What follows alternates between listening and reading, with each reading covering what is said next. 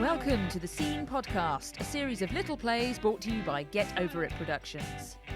This week's podplay is Mites by James Mannion. A pest controller responds to a call-out from a wealthy, ageing lady living all alone after her husband's mysterious disappearance. Although she can't quite remember placing the call, she is in dire need of his services. This surrealist piece of comedy drama never quite clarifies who, if anyone, is playing who. This is Mites by James Mannion.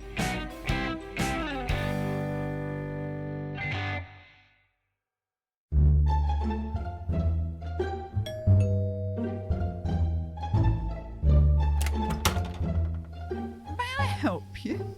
Hello, I'm Ken, from the PCS. I'm afraid I don't have the faintest idea what that is. The Pest Control Service. We've had a complaint from someone at this address. I'm afraid I'm the only person living at this address. Right, well, did you make it? Well, what was the complaint? I'm afraid I have rather a poor memory. Mites. An infestation of dust mites, says here. 36 Farcourt Road? That's certainly my address. I have documentation to prove it. What time was the complaint made? It was made by a phone, landline, at 10:15 this morning. But that's barely an hour ago. We pride ourselves in our response time. I'm afraid I have no memory of this call being made. Well, what's your number? That's the thing. I'm afraid I don't have a phone. Oh, right. That does make it less likely. Have you got a problem with mites, by any chance? Well, yes. As it happens, I do. They're everywhere, the little bastards. They get into everything. My nose, my ears, my lungs. I cough my guts out. It's horrible. Could someone maybe have made this call on your behalf? It's unlikely. I have no one in the world since my husband left me. Well, you'd better come in.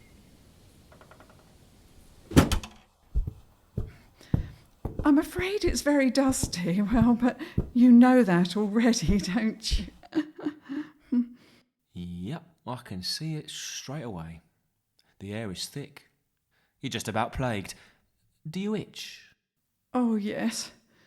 I get terrible rashes. Headaches, too. Well, I wouldn't have thought they'd give you an headache. Oh, yes, I get terrible migraines. I can't open my eyes sometimes. I just lie in bed in the dark, pining for the past. You what? I get awfully wistful, you see, since my husband left. Sorry to hear that. How long have you lived alone? I can barely remember. I was young when he left. Now I'm old. You can probably tell by the sight of me the ancient hag I've become.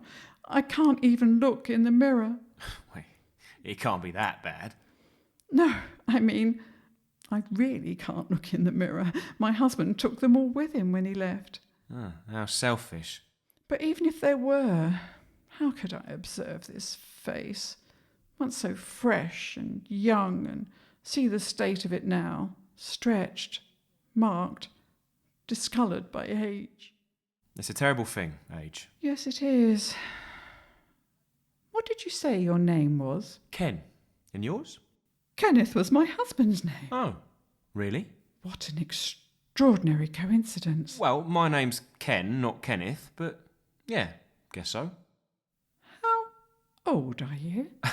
Gosh, what an invasive question. I'm so sorry, you don't have to answer. No, it's fine. Young. Well, not young, but younger. My husband was younger. What a strange day this is. Yeah, well, if what you say is true, very strange.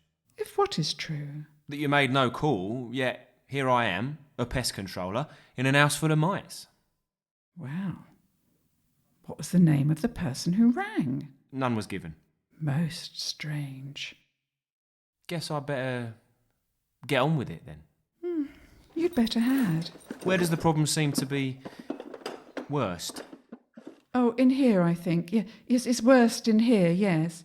Yeah. It does seem quite pronounced in here. Kenneth, how exactly does the process work? The extermination? Is it most unpleasant? No, not unpleasant at all. It's quite simple, really. You just fumigate a room with a special intoxicant that kills the eggs. Gosh, how exciting. It's really not. You must understand, since my husband left, my life has been completely devoid of stimulation. Descriptions like the one you just gave are all that go in the way of entertainment. Well then, basically, if you get the eggs, the whole lot of them go. All of them. The whole lot, yeah. Just like that. It takes a few hours. No more headaches. They shouldn't really be giving you headaches. That might be something else. No more loneliness. Madam, are you sure you understand my reason for being here? Oh, yes. You're here because someone called you on my behalf. Yeah. It's horrible living in such a big house, having no one to share it with. Yeah, it must be. No windows. My husband took all the windows out before he left. How spiteful. He didn't want me looking at other men, you see. What, through the window? Window, street, supermarket, car park, restaurant, walking tour. He never liked me socialising with other men at all. What happened, if you don't mind talking about it? Kenneth? Oh, it would never fill the pages of a novel. He left me for other women. Another woman? Women? Other women? How many? I'm sure you can understand. It's rather traumatising for me to mention the exact figure. Of course. It was a prime number between 10 and 20. Jeez. Well, yeah, maybe you're better off without him. Perhaps I am, or I don't know. I get so lonely in this house. It's the isolation. Yeah, I guess it is quite far from everything. Kenneth insisted we move out here so that he could keep an eye on me, stop me seeking the pleasures of other men. And then one day, he was gone. Ironic, really. Oh, what a bastard. All men are bastards. I would hope I'm not. You are to mites. That's true, but they're pests. Aren't we all? I better just get the poison out. Of course. The worst thing about Kenneth leaving and our not having any children of our own is the question of what to do with all this money. Oh? Yes, since I don't know if Kenneth is alive or dead. Nor do I want to. The house and contents all belong to me. And the land? The land, too. 12 acres of quality meadow. Well, what's going to happen to it? I suppose they'd have to locate my remaining relatives, whoever they might be, or put the whole property up for auction. Suffice it to say, it would all be a terrible hullabaloo. Yeah, sounds it. If only my Kenneth. But no. Well, I thought you said you didn't want him back. Everyone says things they don't mean in the heat of passion. It's the human condition, Kenneth. Ken, miss. I go by the name of Ken. Of course you do. So, you've got no family at all? Only my cat. Hardly family. Don't let him hear you say that. He's a sensitive soul. What kind is he? Oh, better than most. Intelligent, hard-working. I meant... I know what you meant, Kenneth. I was making a joke. Do you remember how I used to joke? I can't say that I've... Do you remember those mornings? We'd take a pair of bicycles down to the gorge and you'd say I looked pretty in the sunshine. I'd say, Kenneth, it's raining. I think you're getting confused, miss. Am I? It does happen. More and more these days. Bartholomew puts it down to my nostalgia. Bartholomew? My pet. The aforementioned feline. Where is he? Must you pester me with this incessant questioning? I'm sorry. I don't know what came over me. Oh, it's fine. Please, forgive my outburst. It's fine. Sometimes he visits friends, There's a shy tabby in the valley he's got his eye on. She's not his type, though. Would sooner chew on a book than read it. He's an academic. What? Don't look at me. The dust. I must be the very picture of ugliness. No, miss, you're not bad at all. You got a very slender neck, like a goose, which is good on a bird. A woman, I mean, and geese. Kenneth used to compliment my slender neck. He had taste, did Kenneth? He used to say my neck was so pale and slender. Sometimes he wanted to wring me, pluck me, and put me in the oven. Well, I wouldn't go that far. It was a metaphor. Kenneth made metaphors. I admire a man who can experiment with imagery. Well, there'll be other fish in the sea. Kenneth avoided proverbs. Like the plague? Bartholomew says the lines on my forehead are so deep you could ride a goods-laden wheelbarrow down the middle of them. Is that true? Have I fallen so far? Sometimes I feel I can't take it any longer, this thickening.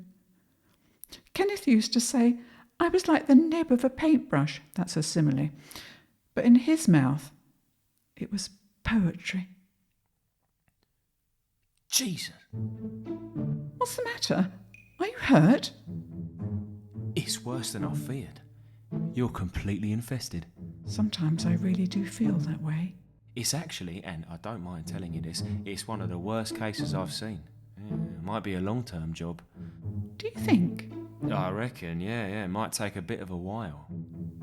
Long term? I might have to bed on down, for a few days at least.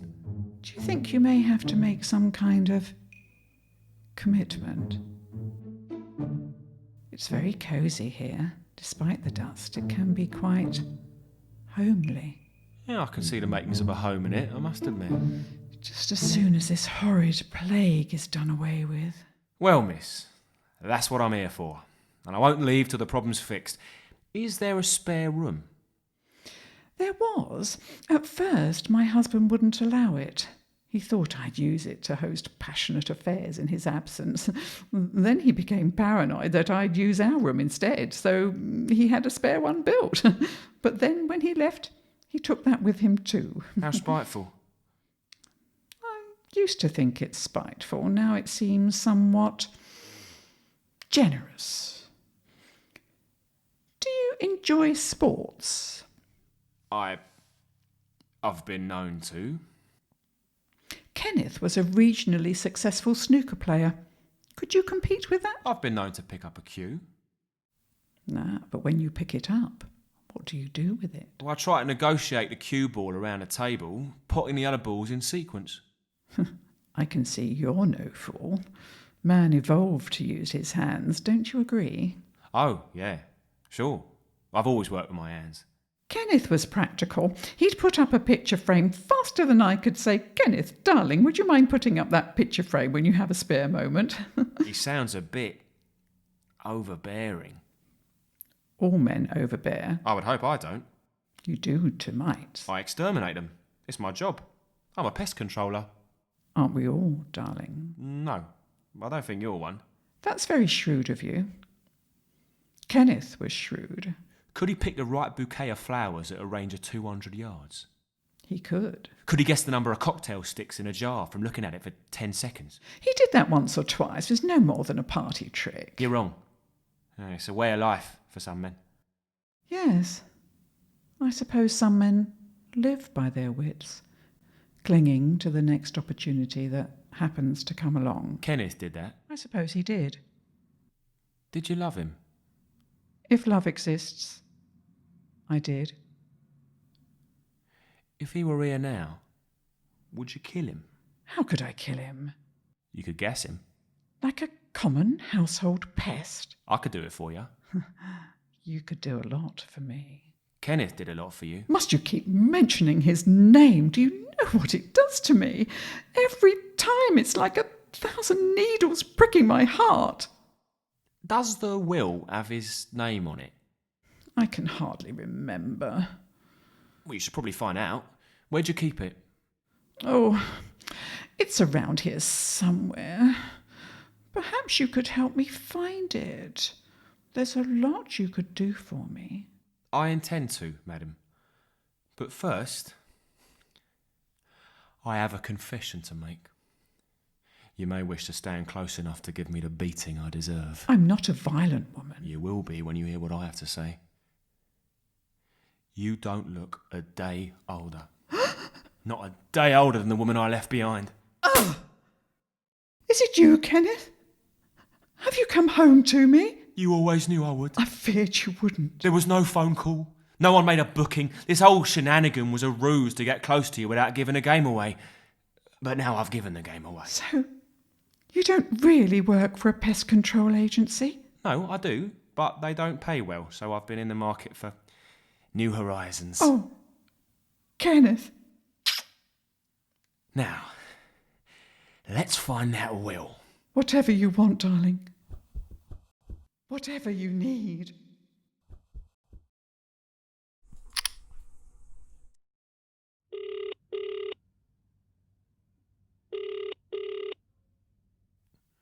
Richard, it's Ken.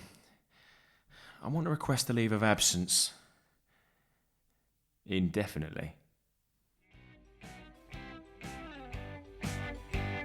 Mites by James Mannion starred Wendy Fisher as woman and Arty Froushan as man. Sound production was by Janno Media. Our theme tune this season was written by the wonderful Emma McGrath.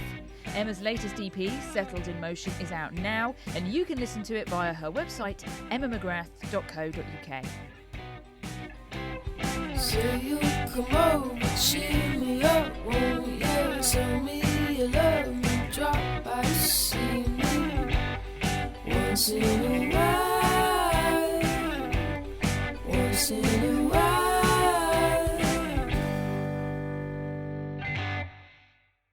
Thanks for listening to the Scene podcast.